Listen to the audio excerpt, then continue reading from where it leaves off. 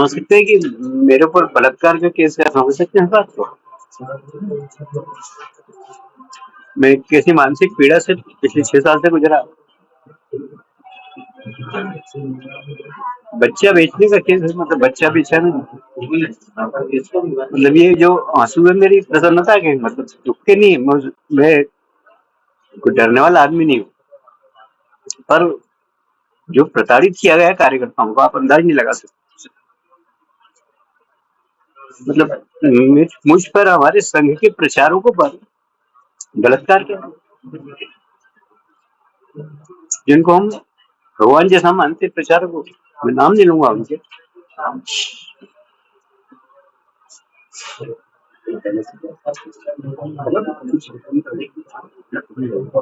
तो न्यायपालिका को धन्यवाद देना चाहता हूँ कि ममता जी ने हम सबको जेल में डालने की पूरी व्यवस्था कर दी थी। न्यायपालिका इस देश की बहुत मतलब निष्पक्ष है, उन्होंने हमें न्याय दिया, इसलिए मैं आपके सामने बैठा हूँ। इतने केस जहाँ पर हो, 38-38 केस, और जिसमें रेप जैसे केस हो, बच्चों को विदेश में बेचने जैसे केस, जिसमें नॉन अवेलेबल, वहाँ शासन का कितना दुरुपयोग होता था, इसी से अंदाजा लगाया जा सकता है कि आप जैसे लोगों पे जो केस किए गए, आपको जानने वाले जितने लोग हैं सब मानते हैं कि ये चीजें कभी सपने में भी नहीं कर सकते अकेला। पर जो वहाँ के लोकल लोग थे, जैसे आरटी का रेप की बात करें, संदेश थाली की बात करें, तो ममता जी ने पूरी कोशिश की कि उनके आरोपी उसको बचाने की। इसका कितना इम्पैक्ट पड़ा, जो संदेश की हम बात करें, इससे कितना असर आया? देखिए वो तो एक नेक्सस था वहां पर, डीएमसी, कुछ अधिकारी और गुंडों, वो नेक्सस ही राज चला रहा था। वो भी प्रजातंत्र डेमोक्रेसी थोड़ी वहां पर। अब आप यहाँ बैठ कर बंगाल की कल्पना नहीं कर सकते, इतना बता। मतलब आप जा रहे हैं, आपके ऊपर बम फेंका जा रहा है, आप जा रहे हैं, आपके ऊपर गोली चल रही है, आप समझ सकते हो माहौल में। मतलब वहाँ लॉ एंड ऑर्डर की स्थिति यह है कि सुप्रीम कोर्ट को बोलना पड़ता है कि ममता सरकार सेनाओं को जगह दे, उनको जमीन दे, ताकि वहाँ पे बाढ़ लगाई जा सके, फेंस की जा सके। देखिए, सेना को उन्होंने घेर लिया, सेना के ऊपर केस लगा दिया, उन्होंने सीबीआई के अधिकारियों पर केस लगाया, उन्होंने इनकम टैक्स के अधिकारियों को घेर लिया। सीबीआई के तो एक अधिकारी हमारे मध्य प्रदेश के अटर उनके, वो ऑफिस में बैठे, उनके घर पे उनकी पत्नी और 2 बेटियां, उनको घर घेर लिया गुंडों। मतलब वहां पर लॉ एंड ऑर्डर तो था ही नहीं, पूरे गुंडों को संरक्षण देती थी सरकार। अब पिछली बार चुनाव में जिस तरीके से हमने रिजल्ट देखे थे, 24 परगना में जिस तरीके से आपको घेरा गया, इस देश की पहचान है, इस देश की पहचान है कृष्ण, इस देश की पहचान है गंगा, यमुना, शिप्रा, इस देश की पहचान है हिमालय जैसा वहां पर, इस देश की पहचान है केदारनाथ, बद्रीनाथ, इस देश की पहचान है वैष्णो देवी। आप यदि अपनी पहचान को खोसोगे तो कौन माफ करेगा?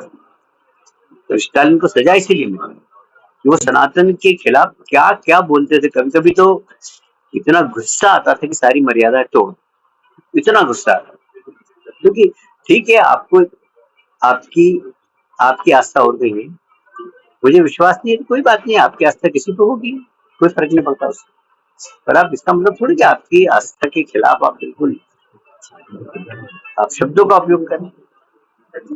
इतना शब्दों का प्रयोग किया, इतना नारी का अपमान किया उन्होंने, तो सजा तो मिलना ही थी। और स्टालिन को उनकी औकात दिखा दी इस देश की जनता ने। जो बांग्लादेश में घुसपैठिए थे, अब ज्यादा लगाम लगेगी? निश्चित रूप से लगेगी। और जो घुसपैठिए, मैं तो कह रहा हूँ आपसे कि भागना चालू हो गए होंगे वहां से। आप सीमा पे जाकर अपने चैनल वालों को बोलो कैमरा लगा खड़े, सब भाग रहे होंगे वहां से। देश भी यही चाहता है। आप नहीं चाहते होगे? सब चाहते हैं, सब चाहते हैं कि घुसपैठिए यहाँ से भागे। अगली बार जो मुख्यमंत्री इस बार बनेगा, अधिकारी बनेंगे क्या, या योगी आदित्यनाथ बाबा बना? नहीं, अब इसके बारे में कोई कमेंट्स नहीं करूंगा, ये तो पार्टी का निर्णय है। जो भी बनेगा पर काम अच्छा करेगा, बंगाल को ऊंचाई देगा, क्योंकि बंगाल में विकास की बहुत संभावना है। बंगाल में इंडस्ट्रियलाइजेशन खत्म हो गया, वहां पर नई इंडस्ट्री पिछले 10-20 साल में डली नहीं, और जो इंडस्ट्रियां बंद होती जा रही, तो बहुत बुरे हाल है बंगाल के, मतलब आप यहाँ बैठ के कल्पना नहीं कर सकते, दिखेगा ही। आप देखना लोगों ने जिस तरीके से, मतलब मेरे को आश्चर्य हो रहा है। मैं बता, मैंने एक ब्लॉक में गया हूँ और मैं भी बंगाल का नक्शा देख रहा था कि कहाँ कहाँ हम आगे। मुझे तो आश्चर्य हुआ, जहाँ हमें पोलिंग बूथ पे कार्यकर्ता नहीं मिलते। पिछली बार जैसे ही ममता जी आगे बढ़ी, हमारे काउंटिंग एजेंट को मार के भगा दिया उन्होंने। हमारी 70 सीट थोड़ी आती, हमारी 100 से ऊपर सीट आती। उसके बाद उन्होंने छापखाना लगा दिया। पिछली बार हम 77 सीट पर नहीं रुकते, हम 100 से ऊपर जाते। पर जैसे ही वहां पर 11 साढ़े 11 बजे ममता जी आगे निकली, उन्होंने सब हमारे पोलिंग एजेंट को मार के और भगा दिया। सर, इस बार भी काफी आरोप उन्होंने लगाया, स्ट्रॉन्ग रूम के बाहर भी वो करीब 4 घंटे तक रही। उन्होंने कहा कि यहाँ पर हेरफेर हो रही है, भारतीय जनता पार्टी हमारे साथ धोखा कर रही है, क्या आरोप लगाए। देखिए, सुबह का आप उनके नेताओं का इंटरव्यू देख लीजिए, क्या बोल रहे हैं वो कि हम जीतेंगे। कल का आप उनका नेता को इंटरव्यू देख लीजिए, बोले 200 से ज्यादा ममता जी दिखेंगे। जैसे हारना चालू हो गए तो राहुल की तरह रोने लग गई। चुनाव आयोग ने जिताया, उसने जिताया, तो सुबह तक क्या हो गया था, 10 बजे तक पीछे थे तब भी गुर्रा रहे कि हम तो 200 से कम आएंगे ही नहीं। अब हारने लगे तो अब उनको चुनाव आयोग याद आ रहा है, उनको ईवीएम याद आएगा, उनको SIR याद आएगा, उनको सब याद आएगा। मैं कह रहा हूं कि पिछले 3 दशक में, ये बहुत जवाबदार बयान दे रहा हूं मैं, 3 दशक में पहली बार बंगाल में निष्पक्ष चुनाव हुए हैं। आप चाहो तो इसको हेडलाइन बनाएं। पिछले 3 दशक में वामपंथी थे तब भी चुनाव वहां पर निष्पक्ष नहीं होते थे, ममता जी के समय में भी निष्पक्ष चुनाव नहीं होते थे। ये 3 दशक में पहली बार बंगाल में निष्पक्ष चुनाव, आम मतदाता ने मतदान किया। नहीं तो मैं जिस बिल्डिंग में रहता था वहां एक दिन पहले बम फेंक दिया उन्होंने। रात को पहुंचा तो बिल्डिंग वालों ने बोला कि यहाँ पे बम फेंक गए, तो चौकीदार को बोल गए कोई 6 बजे नीचे नहीं जाएगा। 6 बजे के तक पूरी बिल्डिंग के लोग नीचे नहीं आए, जिस बिल्डिंग में मैं रहता था, और सबके वोट डाले हुए भवानीपुर, सबके वोट डाले हुए। इस लिहाज से देखिए, वहां पे बीजेपी का आना देश की न सिर्फ अर्थव्यवस्था के लिए बल्कि देश की सुरक्षा के लिए भी बहुत जरूरी है। देश की आंतरिक सुरक्षा को मजबूत करने के लिए बंगाल में भारतीय जनता पार्टी की सरकार बहुत ज्यादा जरूरी थी। सिर्फ बंगाल नहीं, जितने भी सीमावर्ती प्रदेश है वहां राष्ट्र विरोधी गतिविधियों को रोकने के लिए भाजपा का साम्राज्य जरूरी है। तो इसलिए जितने सीमावर्ती प्रदेश है, मोदी जी ने आते ही सबसे पहले उन सब प्रदेशों के अंदर इतने दौरे किए कि किसी प्रधानमंत्री ने नॉर्थ ईस्ट के देशों में कभी इतना प्रवास किया, किसी भी प्रधानमंत्री। लेकिन एक के ऊपर आरोप लगा, उन्हें मालूम था कि देश की बाह्य सुरक्षा और आंतरिक सुरक्षा दोनों जरूरी है। बाह्य सुरक्षा पे तो बाकी सब लोग ध्यान देते थे, पर आंतरिक सुरक्षा पे कोई ध्यान नहीं देता था। मोदी जी ने उसको मजबूत करने का काम। तो मतलब पूरी तरीके से पूरा बंगाल। देखिए, मैं यहाँ बैठा हूँ तो अमित शाह जी का, तो जैसे मेरे माँ का फोटो लगा ना, तो मेरा ही फोटो लगा। जी, जो भरोसा आप जताया है, भारतीय जनता ने मैंडेट दिया, कैसे आप देखते हैं उनके उदाहरण हो चुके हैं, मध्य प्रदेश हो गया, तमाम ऐसे राज्य, क्या आपको लगता है किस तरीके का भविष्य का आप बंगाल? नहीं, बंगाल तो एकदम प्रोग्रेसिव प्रदेश बने। देखिए, मोदी जी के विकास का जो एजेंडा है ना, उसकी आप कल्पना नहीं कर सकते हो क्या सोचते हैं। बताइए, 14 के पहले की मध्य प्रदेश की हालत, सड़कों की हालत देखिए आप, बिजली की हालत देखिए आप, कितना प्रोडक्शन बढ़ाया उन्होंने। तो देश की पर कैपिटा इनकम बढ़ी है, हम एक आर्थिक महाशक्ति बने। हमारी सेना दुनिया की 3रे नंबर की सबसे ताकतवर सेना है। हम वो सेना है जो दुश्मनों के घर में घुस के मारते हैं। एक आत्मविश्वास हमारे युवाओं में, हमारी सेना के अंदर है। तो ये जो काल है ना, ये बंगाल की जीत भारत को ताकतवर देश बनाने में बहुत बड़ी मदद करेगी। जो मोदी जी का सपना है 2047 का, वो सपना पूरा करने में बंगाल की भूमिका बहुत महत्वपूर्ण है। करोड़ों रुपए का भ्रष्टाचार, तो आप कल्पना नहीं कर सकते थे किस स्तर का भ्रष्टाचार वो देश के विकास में नहीं। साउथ की बात करें तो साउथ में एक बड़ा अजीब ही बदलाव कह रहे थे कि 150 पार्ट मुझे लगता है कि उससे बहुत आगे निकल जाएगी। कैसे आप देखते हैं बीजेपी के इस परफॉर्मेंस को, और 277 जो आपके कार्यकाल के दौरान रहा और उसके बाद में अब मुझे लगता है कि 190-200 के दरमियान। देखिए, मेरा सौभाग्य है कि पार्टी ने मुझे बंगाल जैसे प्रदेश में भेजा, जब वहाँ मात्र 3 सीट हमारे संगठन का विस्तार करने का मुझे और शिव प्रकाश जी को भेजा था। हमने एक ब्लॉक पे जाकर वहाँ संगठन खड़ा करने की कोशिश की, और हमें लगता है कि अगर मोदी जी के प्रवास वहां पर कोविड नहीं होता तो गत वर्ष की सरकार बन जाती, पर कोविड आ गया, मोदी जी के प्रवास बंद हो गए। और आप देखिए पिछले रिजल्ट के अंदर जहां जहां मोदी जी गए थे वहां सब हम जीते, ठीक है। बाद में जब प्रेसिडेंशियल इलाका है वहां पर नहीं जा पाए, हम बुरी तरह हारे। तो ये जो जीत है ये मोदी जी का के नेतृत्व का जारी है, रमेश शाह जी की रणनीति। मेरा ऐसा मानना है कि देश की जनता को मोदी जी और अमित शाह जी ने बहुत बड़ा उपहार दिया, इसलिए कि बंगाल सिर्फ एक प्रदेश ही नहीं था, वो एक देश विरोधी गतिविधियों का केंद्र बनता जा रहा है। और यदि अभी नहीं जीतते तो नासूर हो जाता इस देश में, क्योंकि ममता जी और उनकी पूरी टीम को सिर्फ वहां कुर्सी की चिंता थी, और इसलिए देश विरोधी गतिविधियां, उनको संरक्षण प्रदान करना, ये टीएमसी के नेताओं का मुख्य काम है। देश की कोई चिंता नहीं।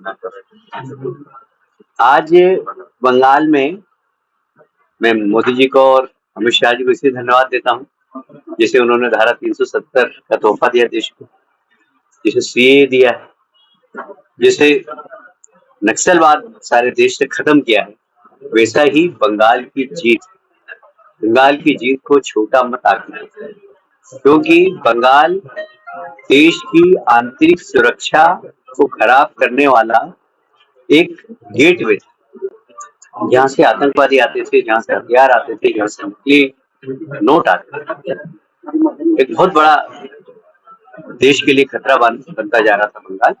मुझे लगता है कि देश के लिए मोदी जी ने और अमित शाह जी ने बहुत बड़ा काम किया, और देश की जनता को, मोदी जी को और अमित शाह जी को धन्यवाद देना। सर, ममता बनर्जी ने वहाँ पे लैंग्वेज को भी एक बहुत बड़ा बैरियर बना दिया था, लेकिन मोदी जी ने जो वहाँ पे बहुत सी बातें की, कहीं वो रंग लाते हुए नजर आ रहे हैं। देखिए, ऐसा है कि झूठ का जो घड़ा होता है ना, वो कभी न कभी फूटता है, इसलिए उन्होंने नारा दिया था, माँ मानुष माटी, ना माँ सुरक्षित थी, ना मानुष सुरक्षित था, ना माटी सुरक्षित।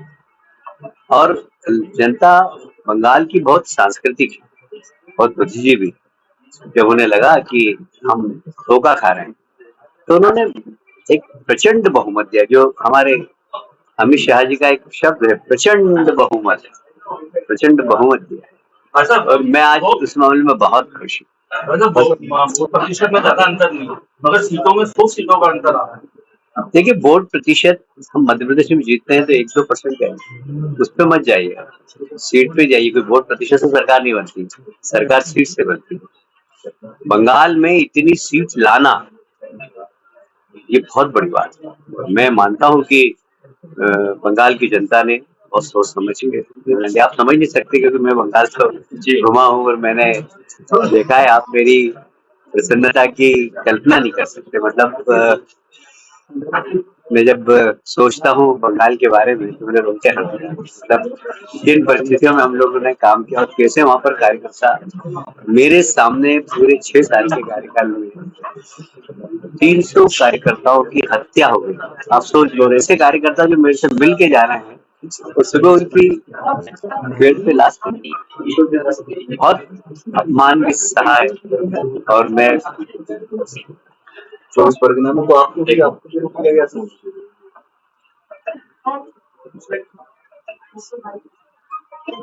लगा दिया था, वो है जो हैंग कर दिया गया था। देखिए, फल्टा क्षेत्र, यहाँ नड्डा जी और हम जा रहे थे, और आपको याद हो तो आपने वीडियो देखा होगा, हम पे इतने बड़े बड़े पत्थर फेंके थे, मेरे सिर पे चोट आई थी, मेरी कोहनी पे चोट आई थी, और मैं 24 घंटे हॉस्पिटल में एडमिट भी रहा होते, वो उसका जो सरगना है वहाँ, वो चुनाव लड़ रहा जहाँ की, और वो क्रिमिनल है, वो स्मगलर है, उसको ममता जी ने Y+ सुरक्षा दे रखी। आप कल्पना कर सकते हैं, देश विरोधी गतिविधियां चलाने वाले को ममता जी की सरकार ने Y+ सुविधा दी। हमारे यहाँ तो विधायक सांसद को नहीं मिलती, उसको Y+ सुविधा। मतलब कुर्सी पाने के लिए जो भी करना होगा, जो करना था वो सब। आप मेरी प्रसन्नता की आप कल्पना नहीं कर सकते आदमी कितना प्रसन्न। सुरक्षा पर केंद्रीय बल लगाए गए, तब संविधान तुरंत बनाए, इस तरीके से हमने चुनाव में काम किया। नहीं, देखिए वहां पर बहुत जरूरी था, मैंने आपको एक शब्द बोला है, वहां नेक्सस काम करता था, अधिकारियों का, नेताओं का और गुंडों का। इस नेक्सस को ब्रेक करना जरूरी था अगर निष्पक्ष चुनाव कराना, उसको ब्रेक किया अमित शाह जी, और चुनाव आयोग से कहा कि भाई ये अगर लोकल एडमिनिस्ट्रेशन यहाँ पर रहेगा तो चुनाव निष्पक्ष नहीं होगा, तो लोकल एडमिनिस्ट्रेशन को 100 फीट दूर चला, और बंगाल के ही बैंक के कर्मचारी वहां लगाए हुए, बंगाल में काम करने वाले इंश्योरेंस के अधिकारी लगाए, बंगाल के लोग ही लगाए, और वो लोग लगाए जो इस नेक्सस का हिस्सा नहीं। तो मैं इसलिए कह रहा हूँ कि 3 दशक या 4 दशक में सबसे पहला चुनाव है जो निष्पक्ष चुनाव, जहाँ चुनाव हुए वास्तव में, नहीं तो सिर्फ पोलिंग बूथ पे कब्जा होता। मैंने तो बहुत नजदीक से वहां देखा है, इसलिए मेरी आप खुशी का अंदाज नहीं लगा सकते कि मैं कितना खुश हूँ। असम चुनाव में भी बड़ी पार्टी बन गई। ठीक है, असम की जीत जितना ही थी, हमारा मित्र हेमंत बहुत अच्छा लीडर है। हाँ, दोबारा, और मेरा ख्याल है 100 के आसपास सीट आ गई वहां, और वहाँ का जो नेता है गोगोई वो हार भी रहा है, ऐसा मैंने भी न्यूज़ देखा। मतलब पवन खेड़ा और ममता दीदी के लिए, उस कालीन के लिए देश में चीजें जो है पूरी तरीके से बदल जाएंगी। हाँ, बदलेगी। मैं तो वो जो अभिषेक, जिसकी कोई औकात नहीं, वो गृह मंत्री जी को बोला कि यार तुम्हारे बाप में दम हो, मेरे को तो बोलने में भी शर्म आ रही है। गृह मंत्री को बोला कि आप वहां आ जाना। अब मैं पूछ रहा हूँ कि अभिषेक, मुझे जानकारी मिली अभिषेक कहाँ है, मैंने बंगाल फोन लगाया, बोले भाग गया हो, बंगाल में ही नहीं, अभिषेक बंगाल से भाग गए। 4 मई को मिलने की बात कर रहे थे, वो 4 मई की शाम को मिलने वाला था गृह मंत्री, जिनकी कोई औकात नहीं, ऐसे खटमल मच्छर गृह मंत्री जी को चैलेंज दे रहे थे।